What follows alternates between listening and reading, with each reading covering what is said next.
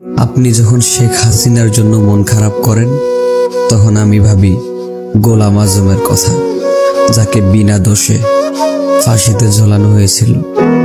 আপনি যখন শেখ হাসিনার জন্য মন খারাপ করেন তখন আমি ভাবি আল্লামা সাঈদী সাহেবের কথা, যাকে বিনা দোষে বছরের পর বছর তিলে তিলে শেষ করা হয়েছিল।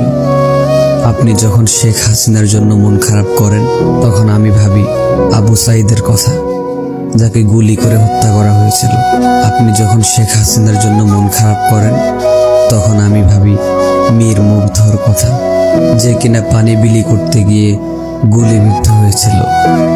আপনি যখন শেখ হাসিনার জন্য মন খারাপ করেন তখন আমি ভাবি আয়নাঘরের কথা, যে আয়নাঘরের সামনে গেলে ভয়ে আপনি ঘুমোতে পারবেন না। আপনি যখন শেখ হাসিনার জন্য মন খারাপ করেন তখন আমি ভাবি গরিব দুঃখীদের কথা, যাদের 1 কেজি গরুর মাংস কিনে খাওয়ার সামর্থ্য নাই। আপনি যখন শেখ হাসিনার জন্য চোখ দিয়ে পানি ফেলেন তখন আমি ভাবি আমার ইসলাম ধর্মের কথা, যে দেশে বুক ফুলিয়ে ইসলামের কথা বলা যেত না, শান্তিপূর্ণভাবে ওয়াজ মাহফিল করা যেত না, যে দেশে কোরআনের কথা বলা যেত না, যে দেশে ইসলামের কথা বলা মানুষরা ঠিক মতো রাতে ঘুমোতে পারত না। আপনার বিপরীতে আমি এগুলোই ভাবি।